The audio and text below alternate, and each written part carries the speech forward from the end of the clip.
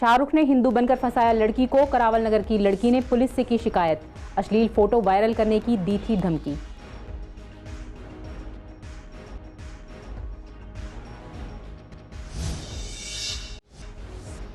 चौबीस घंटे में सुलझी मौजपुर डकैती और ब्लाइंड मर्डर गुत्थी। 4-5 लोगों ने डाली थी डकैती। पहले भी 2 बार की थी नाकाम कोशिश। घर में मौजूद किराएदार ने की वारदात में मदद। 28 नवंबर से रुके पड़े हैं नगर निगम के काम। स्थायी समिति और जोनल कमेटियों का जल्दी हो गठन। कई और अहम कमेटियां भी नहीं बन पाईं।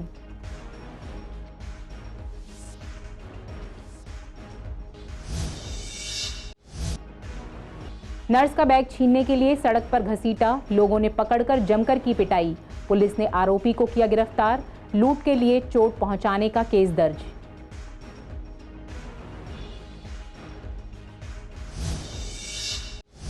मानसरोवर पार्क थाना पुलिस के हाथ लगी कामयाबी। क्रैक टीम ने स्नैचर्स को किया गिरफ्तार। 15 मोबाइल सहित चोरी की स्कूटी बरामद। आरोपी पहले 19 मामलों में रह चुके हैं शामिल।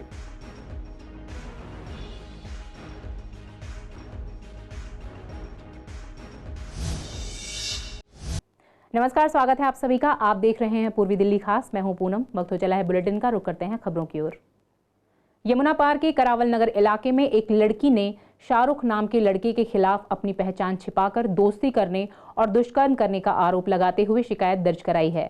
नई ईस्ट की एडिशनल डीसीपी संध्या स्वामी ने इस बारे में जानकारी देते हुए बताया कि शुक्रवार को करावल नगर थाने में एक 22 साल की लड़की ने शाहरुख नाम के लड़के के खिलाफ पहचान छिपाकर खुद को हिंदू के रूप में पेश कर दोस्ती करने का आरोप लगाया है। हालांकि पुलिस ने लव जिहाद के एंगल से इनकार किया है। दोनों की दोस्ती अक्टूबर 2020 में हुई थी। दोस्ती के बाद आरोपी ने उसके साथ शारीरिक संबंध भी बनाए। युवती को जनवरी 2023 में उसकी सच्चाई का पता चला। इसके बाद युवती ने आरोपित से अपना संबंध तोड़ना चाहा।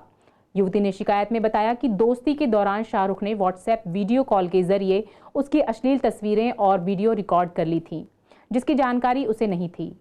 युवती द्वारा संबंध तोड़ने की बात कहने पर शाहरुख ने उसको धमकाना शुरू कर दिया और कहा कि अगर वह दोस्ती तोड़ेगी तो उसकी अश्लील तस्वीरें और वीडियो को सोशल मीडिया प्लेटफॉर्म पर साझा कर देगा। पुलिस का कहना है कि उसने ये वीडियो अभी वायरल नहीं की थी। पुलिस ने शाहरुख को गिरफ्तार कर लिया है और मामले की जांच शुरू कर दी है। शाहरुख 10वीं पास है और सीलमपुर में एक टेलर की दुकान पर काम करता है। पूछताछ में उसने बताया कि उसने लड़की से अपनी पहचान इसलिए छिपाई क्योंकि उसको लगा कि वह अपना असली नाम बताएगा तो शायद युवती उससे दोस्ती नहीं करेगी। इसी वजह से उसने खुद को हिंदू बताया था। तो मैंने उससे इंस्टाग्राम पे बात की थी तो उसने मेरे से हिंदू लड़का बन के बात की थी। फिर कुछ महीने तक चलता रहा। फिर उसने मेरे से संबंध बनाए थे। उसके बाद फिर कुछ सालों में मेरी मम्मी बीमार पड़ गई थी, तो उसके बाद फिर उसको गुस्सा आया तो उसने मुझे ये बोला कि मेरा नाम शाहरुख है। अपना असली नाम बता के बोला कि मेरा नाम शाहरुख है। उसके बाद वो मेरे घर पे भी आया था। मेरे घर वालों ने, मेरी मम्मी ने, सबने उसको समझाया था। उसके बाद वो मुझे धमकी देने लगा, मैं तेरी वीडियो वायरल कर दूँगा।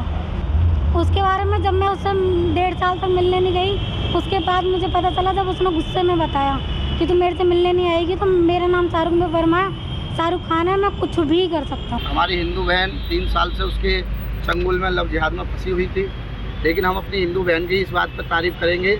जैसे इस हिंदू बहन ने वो वीडियो देखी, चाकू से घोटती हुई वीडियो देखी एक हिंदू बहन की, तो ये खुद बढ़ चढ़ के इसने हिस्सा लिया और खुद सारी मुहिम इसने छेड़ी। और जब दिल्ली पुलिस ने कई 19-20 कार्रवाई नहीं कर रही थी, कल हमारे पास एक कंप्लेंट आई। लड़की ने बताया कि इनकी दोस्ती हुई थी एक गोलू नाम के व्यक्ति से इंस्टाग्राम में अराउंड अक्टूबर 2020 में। तो तब उन्होंने बताया कि वो हिंदू है और इसीलिए उन्होंने दोस्ती रखी आगे तक।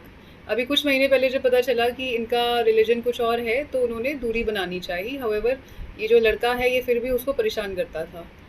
तो जब हमें कंप्लेंट मिली हमने रेलेवेंट सेक्शन पे इसमें FIR लॉन्च कर दी है। हमने अलेजिड को अरेस्ट भी कर लिया है और आज हम पेश भी कर देंगे। कंप्लेंट में ये भी आया है कि उन्होंने ऑब्सीन वीडियोस बनाई हैं और धमकी भी देता था कि इसको अपलोड कर दूंगा। तो ये मैटर भी हमने कॉग्निजेंस लिया है इसका और जो मोबाइल फ़ोन है वो हमने सीज कर ली है। दिल्ली के जाफराबाद के मौजपुर इलाके में पुलिस ने डकैती और ब्लाइंड मर्डर की गुत्थी महज 24 घंटे के अंदर सुलझा ली। इस घटना में 68 साल के अब्बास की मौत हो गई थी। पुलिस ने 2 लोगों को गिरफ्तार किया है। जानकारी के मुताबिक आरोपी ने पहले भी कई प्रयास किए थे। एक मकान में 4 से 5 लोगों के डकैती डालने की सूचना जाफराबाद थाना पुलिस को मिली थी। वारदात में घायल हुए 3 लोगों को पड़ोसियों ने जगप्रवेश अस्पताल पहुंचाया। 23 मार्च के बाद से वे पहले भी 2 बार अपनी योजना को अंजाम देने की कोशिश कर चुके थे, लेकिन सफल नहीं हो सके। अब तक मिली सीसीटीवी फुटेज से पता चला है कि उस दुर्भाग्यपूर्ण दिन 4 लोग लूट के इरादे से घर में घुसे थे। वारदात के वक्त घर के अंदर पहले से मौजूद किराएदार जाहिद ने गेट खुला रखने में भूमिका निभाई। जैसा कि योजना बनाई गई थी, उसने ऐसा अभिनय किया जैसे वह डकैती के दौरान बेहोश हो गया हो। उसके अन्य साथियों को पकड़ने और पूरी साजिश का पर्दाफाश करने के लिए काफ़ी मशक्कत की जा रही है। सस्टेन्ड इंटेरोगेशन और CDR एनालिसिस ह्यूमन इंटेलिजेंस से हमें ये सामने आया कि जो उस वक्त जब रॉबरी अटेम्प्ट की गई थी तो वहाँ पे 3 लोग मौजूद थे। उसमें से एक था जाहिद, जो डिसीज्ड की बहन का बेटा है और वो ऊपर किराए पे रहते थे। ये नहीं रहता था वहाँ पे, आता जाता था, बट उनकी मदर वहाँ पे किराए पे रहती थी। तो इनका हमें ये मौके से बेहोश मिला था और जब हम इनको हॉस्पिटल लेके गए थे, जब ये हॉस्पिटल पहुँचे हुए थे तो डॉक्टर ने तब भी बोला था कि इनको कोई चोट नहीं है, इनको आप डिस्चार्ज कर सकते हैं। फिर वहीं से शक भी पैदा हुआ था, तो हमने इसमें काफ़ी काम किया और इंटरोगेशन किया। फिर सामने चीज़ें आई कि इसका कर्ज़ा था। इन्होंने अपनी जो डिसीज्ड जो खाला कहते हैं उनसे कुछ 10 लाख रुपए ले रखे थे और वो चुकाना था। और वो काफ़ी पेस्टर करती थी, हैरेस करती थी। अराउंड 3 साल पहले इन्होंने लिया था और देने का समय आ रहा था और वो दे नहीं पा रहे थे और काफ़ी पेस्टर और हैरेस करती थी कि मेरे पैसे लौटाओ, मेरे पैसे लौटाओ। तो तब उन्होंने ये साजिश करी कि चलो हम ये लूट करके इनको रीपे करेंगे। बीजेपी के दिल्ली नगर निगम से जुड़े नेताओं का कहना है कि अब स्थायी समिति का गठन किया जाए और साथ ही जोनल कमेटियां भी बनाई जाएं। स्थायी समिति के 6 सदस्यों का चुनाव हाईकोर्ट के आदेश पर घोषित किया जा चुका है, जिसमें बीजेपी और आम आदमी पार्टी के 3-3 सदस्य हैं। ईस्ट एमसीडी के पूर्व चेयरमैन वीर सिंह पंवार का कहना है कि स्थायी समिति सबसे महत्वपूर्ण कमेटी होती है और वही सभी वित्तीय फैसले भी करती है। पिछले साल 28 नवंबर के बाद से नगर निगम का कोई कार्य नहीं हुआ है और कमेटी के गठन के बिना कोई कार्य नहीं हो सकता। उन्होंने मेयर शैली ओबेरॉय से अनुरोध किया है कि जल्दी ही स्थायी समिति और जोनल कमेटियों का गठन किया जाए। ईस्ट एमसीडी के पूर्व डिप्टी मेयर महेंद्र आहूजा का भी मानना है कि अब स्थायी समिति और जोनल कमेटियों के बनने में किसी तरह की कोई दिक्कत नहीं होनी चाहिए।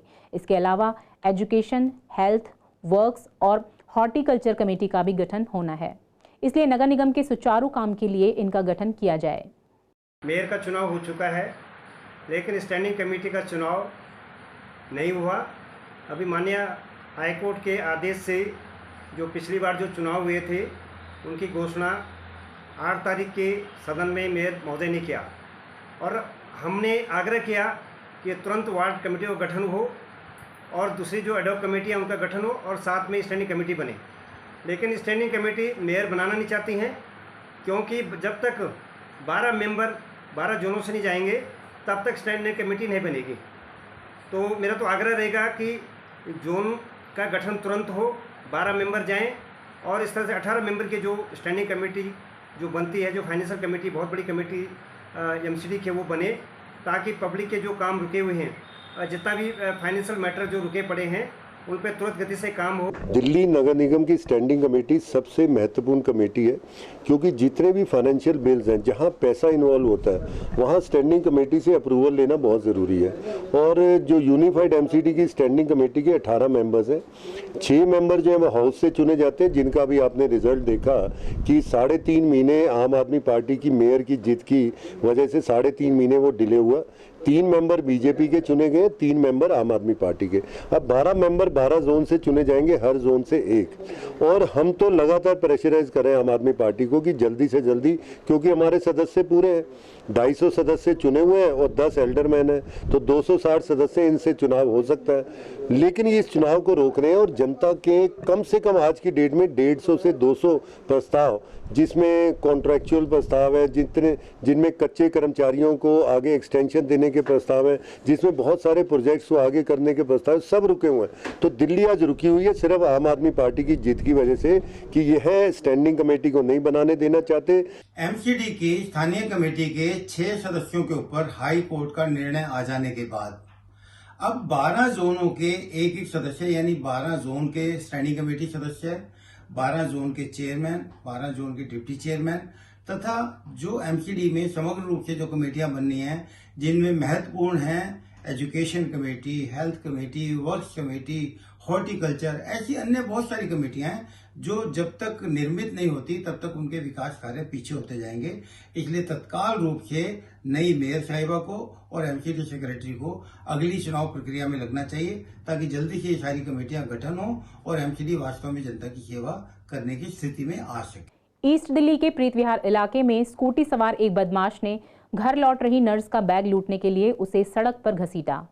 कई मीटर दूर तक घसीटने के बाद भी आरोपी बैग नहीं छीन पाया। स्कूटी धीरे हुई और महिला ने शोर मचाया तो आरोपी को लोगों ने वहीं पकड़ लिया, उसकी जमकर धुनाई की और फिर उसे पुलिस के हवाले कर दिया। मामले में लूट के लिए चोट पहुंचाने का केस दर्ज कर उसे गिरफ्तार कर लिया गया है। 28 साल की पूजा शर्मा पांडव नगर इलाके में रहती हैं। वह प्रीत विहार के एक हॉस्पिटल में नर्स हैं। शुक्रवार शाम करीब 4:30 पर वह ड्यूटी खत्म कर पैदल ही घर की ओर जा रही थीं। निर्माण विहार इलाके में मधुबन चौक की ओर से एक और स्कूटी सवार लड़का आया। बदमाश ने पूजा के बाएं कंधे पर लटके बैग पर झपट्टा मारा। पूजा ने बैग नहीं छोड़ा तो आरोपी ने स्कूटी आगे बढ़ा दी। इससे पूजा जमीन पर गिर गई। आरोपी फिर भी स्कूटी चलाता रहा। महिला जमीन पर घिसटती रही। करीब 30 मीटर दूर जाने के बाद आरोपी की स्कूटी खुद ब खुद धीमी हो गई।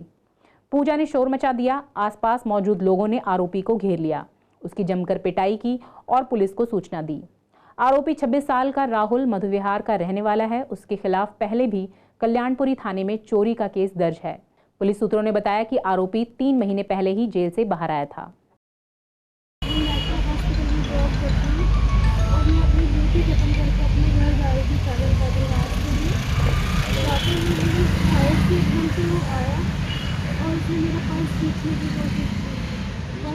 उसने हाथ डाला, उसने वो खिंचा नहीं और मैं उसके साथ ही घिसटती रास्ते में चली गई काफ़ी दूर तक। फिर एक फल वाला आया, उसने आते ही उसको रोका और फिर उसकी वजह से ही वो रुक गया, नहीं तो मैं पता नहीं कहाँ तक जाते घिसटते हुए। कल एक स्नेचर था, इधर से लड़की आ रही थी और गाड़ी से इधर से आया, उसने उसका पर्स और फ़ोन छीना।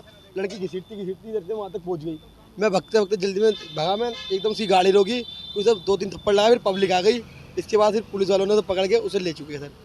उसकी लड़की के चोट आई हाथ में सर, पूरे घिस चुकी थी, वो बहुत ज़्यादा, उसका सामान बच गया सर। सर यहाँ तो होती रहती है सर यहाँ पे। जी सर, पुलिस की जिप्सी खड़ी होती है यहाँ पे, इस टाइम थे नहीं सर यहाँ पे। मानसरोवर पार्क थाना पुलिस के हाथ लगी कामयाबी।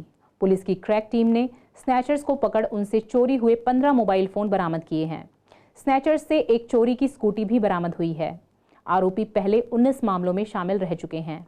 आपको बता दें कि MS पार्क थाना पुलिस ने दीपांशु नाम के शख्स का फोन छीनने के संबंध में केस दर्ज कर मामला सुलझाने के लिए क्रैक टीम बनाई। जांच के दौरान टीम ने घटनास्थल के आसपास के 20 से ज्यादा CCTV कैमरों की फुटेज खंगाली। एक फुटेज से टीम को अपराधियों के कुछ स्नैपशॉट मिले। अपराधियों को हेलमेट पहने देखा गया, जिन्होंने नीले रंग की TVS स्कूटी पर झपटमारी की घटना को अंजाम दिया। उसके बाद टीम ने 100 फुटा रोड, GT रोड और दुर्गापुरी चौक के पास जाल बिछाया, लेकिन सफलता नहीं मिली। टीम ने सुबह के समय 100 फुटा रोड, GT रोड और दुर्गापुरी चौक के पास जाल बिछाया। इसी दौरान HC दिव्या वत्स की नज़र उसी स्कूटी पर पड़ी।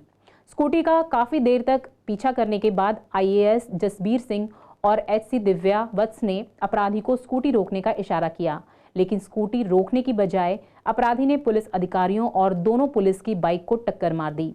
अधिकारी अपनी बाइक से नीचे गिर गए, लेकिन अपनी जान की परवाह किए बिना ASI जसबीर सिंह और HC दिव्या वत्स ने किसी तरह अपराधी पर न्यू सीलमपुर पर काबू पाया। लगातार पूछताछ के दौरान पता चला कि आरोपी फ़हीम ने अपने दोस्त कासिम के साथ जाफराबाद में रहते हुए शहादरा जिले के इलाके में कई झपटमारी की घटनाओं को अंजाम दिया है। कासिम के घर पर छापा मारकर उसे गिरफ्तार किया गया। इसके बाद दोनों आरोपियों से पूछताछ की गई। पूछताछ में पता चला कि दोनों आरोपी कबीर नगर में रहने वाले एक नासिर को छीने हुए मोबाइल फ़ोन बेचते थे। पुलिस ने छापेमारी कर लूटे गए आईफोन सहित 13 अन्य मोबाइल फ़ोन बरामद किए। विश्वासनगर में चल रही फैक्ट्रियों को कई बार सील किया गया, लेकिन अब भी यहां अवैध तरीके से कुछ लोग फैक्ट्रियां चला रहे हैं। रिहायशी इलाकों में इन फैक्ट्रियों के चलने से यहां रहने वाले लोगों को काफ़ी परेशानी हो रही है। ऐसे में मेहराम मोहल्ले में रहने वाले कई लोगों ने इसकी शिकायत एमसीडी को दी है। स्थानीय लोगों का कहना है कि अवैध रूप से यहां फैक्ट्रियां चल रही हैं। एक दो नहीं बल्कि कई फैक्ट्रियां यहां चलाई जा रही हैं। यहां प्लास्टिक को जलाया जाता है जिससे जहरीला धुआं उठता है। साथ ही केमिकल भी गलियों में उड़ते हैं। टेम्पो से सामान उतारा चढ़ाया जाता है जिससे गलियों में जाम लग जाता है। अगर कभी इमरजेंसी हो तो यहाँ से गाड़ियाँ नहीं निकल पाती। यहाँ की गलियाँ पहले ही संकरी हैं। लोगों का कहना है कि इन फैक्ट्रियों को जल्द से जल्द यहाँ से हटाया जाए। मैडम, ये फैक्ट्री काफ़ी लंबे टाइम से चल रही हैं यहाँ पे। बीच में सीलिंग भी हुई थी, उसके बावजूद भी यहाँ पे कुछ फैक्ट्रियाँ अभी भी चल रही हैं। फैक्ट्री मैडम पोल्यूशन करती है, हमारे बच्चे यहाँ पर रह रहे हैं, हम छोड़ के कहाँ जाएँ। हमें जो पोल्यूशन चाहिए यहाँ पे, पोल्यूशन जो है एयर साफ़ चाहिए। उसके अलावा और भी पोल्यूशन करती हैं फैक्ट्रियाँ। उसके बाद भीड़ बहुत ज़्यादा यहाँ पे, बहुत फैक्ट्री हैं, वो आपको डिटेल मिल जाएगी। तभी आप लोगों ने कंप्लेन लगाई कि हमने सिर्फ एक छोटे पार्ट के लिए लगाई है। गली नंबर 1, 2, 3 फैक्ट्री बहुत जगह यहाँ पे फ्रेश एयर मिलनी चाहिए और सभी को पता होना चाहिए। जो लोग यहाँ से रहते हैं, पूरे विश्वासनगर में लोग रह रहे हैं, सबको पता होना चाहिए यहाँ फैक्ट्री चल रही है। कोई तो स्टैंड लेगा, तो स्टैंड हमने लिया है। ये सुप्रीम कोर्ट के आदेश से मॉनिटरिंग कमेटी द्वारा सारा इलाका खाली कराया गया था और उसके बावजूद भी यहाँ पे सील तोड़ दी गई हैं और फिर फैक्ट्रियाँ चालू की गई हैं। हम ये चाहते हैं कि फैक्ट्री बंद हो। रिहायशी इलाका, बच्चों को जो परेशानियाँ हो रही हैं, बुजुर्गों को परेशानियाँ हो रही हैं, बीमार लोगों को ले जाने में परेशानियाँ होती हैं, टेम्पो सड़क पर खड़ा कर देते हैं, ट्रक खड़ा कर देते हैं, उससे दिक्कत होती है।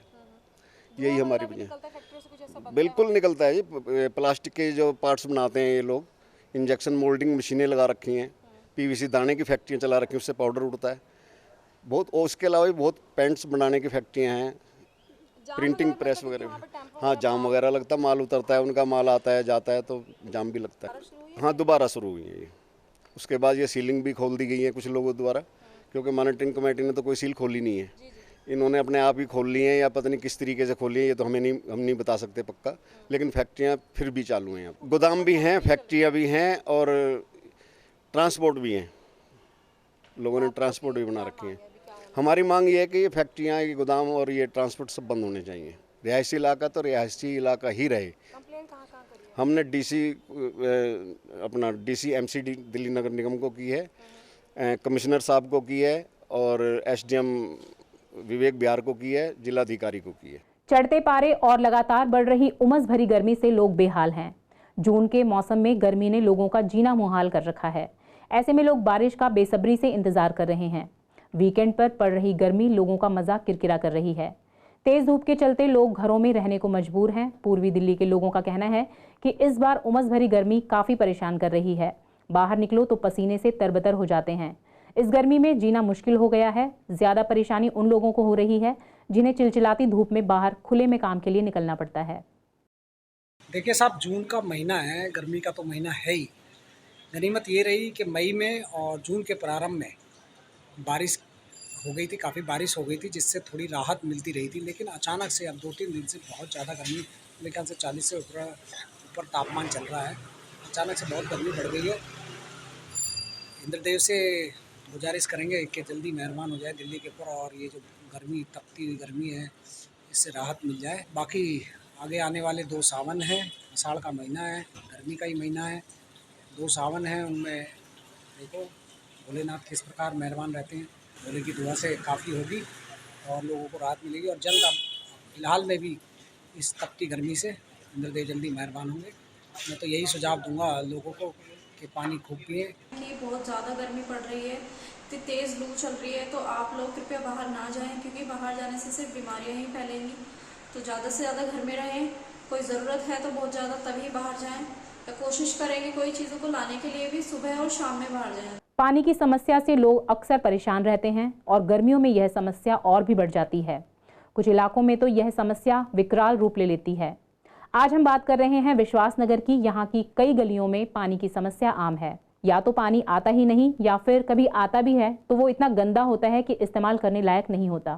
स्थानीय निवासियों का कहना है कि ऐसे में वे पानी खरीद कर पीने को मजबूर हैं।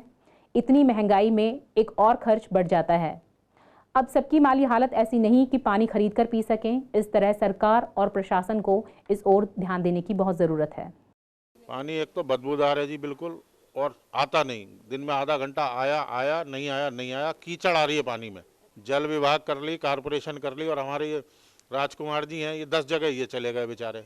अपने काम छोड़ के जाते हैं, लेकिन काम कुछ नहीं होता। खरीद के यहाँ बोतलें नाजायज खूब चल रही हैं, बोरिंग का पानी खूब हो रहा है, नाजायज बोतलें सप्लाई हो रही हैं। दुनिया भर की बोतलें यहाँ सप्लाई होती हैं, 40-40 रुपए में बोतल खरीद रहे हैं लोग। पानी वहाँ वैसे आता, बदबू वाला आता है पानी, पीने वाला थोड़ा अच्छा आता है। वो तो बोतल में हम भी लेते हैं। हाँ, कितनी देर आता है वैसे यहाँ पर? पानी वहाँ आधा घंटा बस से ज़्यादा थोड़ा आता है। तो पानी पूरा पड़ जाता है इतना आधे घंटे में सब कुछ भर लेते? नहीं आता है, आधा घंटे में कैसे पूरा पड़ जाएगा। महंगा पड़ता है क्योंकि महंगा तो हाँ 40 की बोतल लेता है।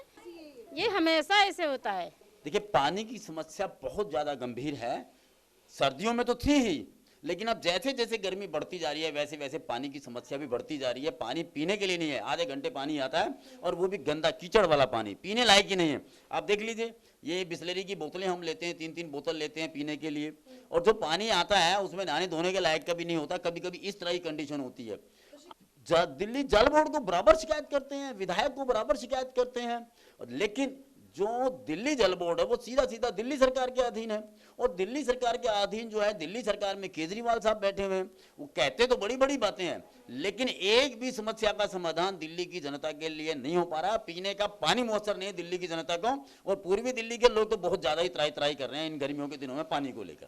सबसे बड़ी बात यह है कि जो पानी मुहैया कराने वाली अपर गंगा है उसमें भारी प्रदूषण की मात्रा आ रही है। और खासकर यह जो जल संयंत्र, उपचार संयंत्र हमारे दिल्ली में चल रहे हैं, चाहे हम बात करें सोनिया विहार की, चाहे हम बात करें भागीरथी की, यह दोनों ही जल उपचार संयंत्र में पानी अपर गंगा कच्चा पानी उपलब्ध कराती है, वो बिल्कुल प्रदूषित आ रहा है, जिस वजह से पानी की किल्लत देखने को मिल रही है। और यह आने वाले समय में भी देखने को मिलेगी। इसमें ना सिर्फ पूर्वी दिल्ली, ना सिर्फ दक्षिणी दिल्ली, ना सिर्फ नॉर्थ ईस्ट के इलाके, बल्कि आउटर दिल्ली के इलाकों में भी ऐसा हो सकता है। क्योंकि जब तक पानी पूरी तरह से साफ नहीं आएगा, तब तक प्रदूषण रहित नहीं आएगा, तब तक यह किल्लत बनी रहेगी। पूर्वी दिल्ली के थाना पड़पड़गंज इलाके के गाजीपुर गांव में टायर और बैटरी के गोदाम में लगी भीषण आग पर काबू पा लिया गया है।